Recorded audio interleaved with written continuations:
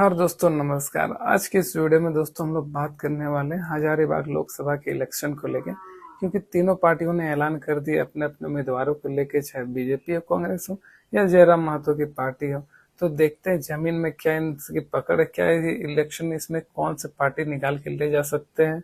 क्या जयराम महतो के यहाँ पे 2-3 सालों में जो जनसंपर्क चलाया गया, यहाँ पे जो जन आंदोलन क्रिएट किया गया, जो जनसभा कराया गया, क्या इसका कोई पॉजिटिव आउटकम निकलता है? क्या उनके द्वारा संजय महता यहाँ से सीट को निकाल पाएंगे? तो सब चीज पे एकदम डीपली एनालिसिस करके बात करने वाले इस वीडियो में, कहीं पे मत जाइएगा, वीडियो पे बने रहे।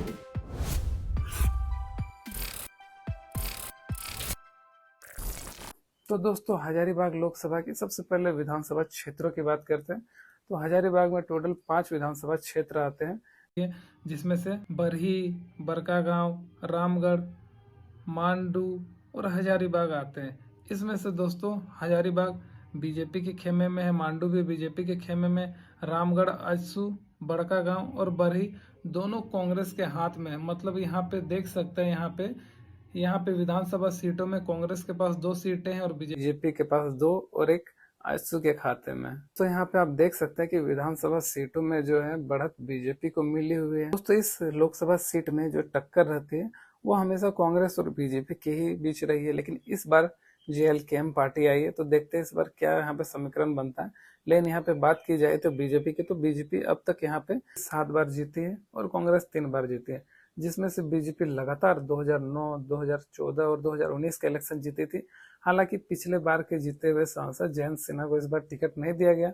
उनका कहना है कि उन्हें चुनाव नहीं लड़ना है, उन्हें क्लाइमेट चेंज के लिए कार्य करना है। जगह हजारीबाग के जीते हुए विधायक मनीष जायसवाल को टिकट दिया गया। वहीं पे कांग्रेस की अगर बात की जाए तो कांग्रेस की ओर से नए शामिल हुए जेपी भाई पटेल को यहाँ पे टिकट दिया गया, जो कि मांडू से विधायक हैं और जो कि इस बार स्विच करके कांग्रेस में आए और वो लड़ने हैं खास के मनीष जायसवाल से। तो देखते हैं यहाँ पे मनीष जायसवाल और ये दोनों के बीच जो है टक्कर होगी, तो यहाँ पे कौन किसका पलड़ा भारी होगा, इस पे पहले बात करते हैं। तो दोस्तों यहाँ पे जो जेपी भाई पटेल है और मनीष जायसवाल है, ये पहली बार यहाँ पे नहीं भिड़ने वाले। ये दोनों इससे पहले 2011 के मांडू उपचुनाव में भिड़े थे विधानसभा के इलेक्शन में, जिसमें जेपी भाई पटेल ने इन्हें पटखनियां दी थी और मनीष जायसवाल जी तीसरे पोजीशन पर रहे थे। वही इस बार भी कहना है मांडू के विधायक जेपी भाई पटेल का, मनीष जायसवाल को मैं फिर से हराने वाला हूँ। अब देखते हैं यहाँ पे क्या होता है। लेकिन के लिए जो प्रत्याशी भारतीय जनता पार्टी ने लाया है, इसलिए मैंने कहा वो प्रत्याशी को मैंने 2011 में तीसरा पोजीशन मांडू विधानसभा में भेज चुका हूं। यहाँ पे जो तीसरी कड़ी कहीं ना कहीं संजय महता है, क्योंकि संजय महता जेएलकेएम की ओर से आते हैं, जो कि जयराम महतो की नई पार्टी है। और जयराम महतो ने यहाँ पे 2-3 सालों से बहुत ज्यादा काम किया है, यहाँ पे बहुत ज्यादा जनसंपर्क किया है, यहाँ पे बहुत सारा उन्होंने जनसभाएं की जिसमें लाखों की भीड़ देखने को मिली। अब देखना यह है कि उनकी जो जनसभाएं हुई है जिसमें लाखों की भीड़ हुई है, क्या उन्हें फोटो में कन्वर्ट कर पाते हैं। अब देखना यह है कि क्या उन्हें वोट देते हैं जयराम महतो को। जितने भी यहाँ पे लाखों की भीड़ देखने मिली इतनी जनसभा में 2-3 सालों की, क्या इसको कैश कर पाते हैं जयराम महतो या संजय महतो, ये देखने वाली बात है। हालांकि संतो भी अब ग्राउंड पे उतर चुके अपना चुनाव प्रचार प्रसार कर रहे हैं। अब देखना ये मजेदार होगा कि इन तीनों में से कौन यहाँ पे सीट को निकाल के ले जाते हैं। लेकिन हमेशा की तरह यहाँ भी अभी भी कड़ा मुकाबला कहीं ना कहीं बीजेपी और कांग्रेस का ही, लेकिन यहाँ पे जयराम महतो भी एक अच्छा फैक्टर बन के आए, जो कहीं ना कहीं किसी का तो गेम खराब कर सकते हैं या अपना गेम बना के यहाँ पे निकल सकते हैं।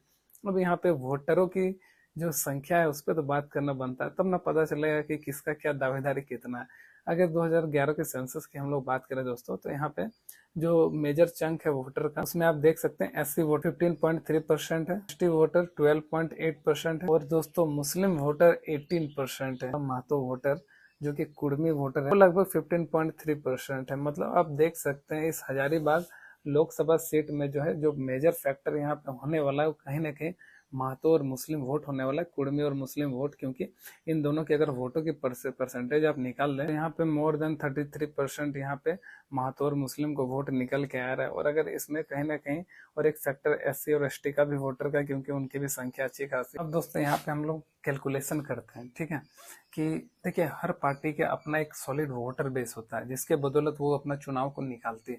अगर यहाँ पे बीजेपी की बात की जाए तो उनका एक सॉलिड बेस कहीं ना कहीं जनरल है और ओबीसी वर्ग है और एससी का भी अच्छा खासा उनका वोटर है।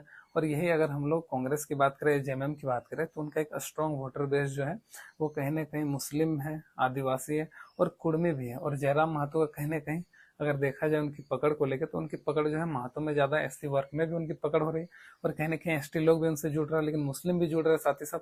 लेकिन देखा जाए तो मुस्लिम का जो ज़्यादातर अगर वोट गिरेगा तो वो कांग्रेस को ही पड़ेगा, जेएमएम कांग्रेस के अलायंस से वही उन्हीं लोगों को पड़ेगा।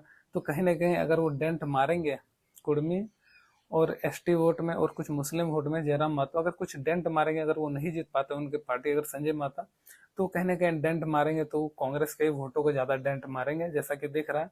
हालांकि इससे अगर फायदा हो सकता है तो बीजेपी को यहाँ पे फायदा होगा, ये देखने वाली बात है। तो यहाँ पे मुकाबला आप देख सकते हैं कि तीनों में से ज्यादातर मेरे एनालिसिस के अनुसार जो है मुकाबला बीजेपी और कांग्रेस का है, और इसमें देखा ही जा रहा है कि बीजेपी कहीं ना कहीं भारी पड़ रही है। लेकिन यहाँ पे जेपी भाई पटेल को कांग्रेस की ओर से टिकट दिया गया है, क्योंकि कहीं ना कहीं वो कुर्मी वोटर बेस को अपना साधना चाह रही है, जिसको जयराम महतो भुनाना चाह रहे हैं, जिसके कारण जेपी भाई पटेल को यहाँ पे टिकट दिया गया है। और इसके साथ ही कांग्रेस का भी एक मजबूत वोटर बेस होता है मुस्लिम को, तो कांग्रेस अगर मुस्लिम वोटर को और कुर्मी वोटर को अपनी तरफ ले आते हैं तो और एसटी भी वोटर उनके पास आ जाएंगे, क्योंकि जेएमएम से उनका टाइप है, तो यहाँ पे कांग्रेस के भी चांसेस बन सकते हैं। लेकिन अगर संजय महता के द्वारा अगर वोट काटा गया अच्छे खासा संख्या में, तो यहाँ पे बीजेपी को फायदा हो सकता है।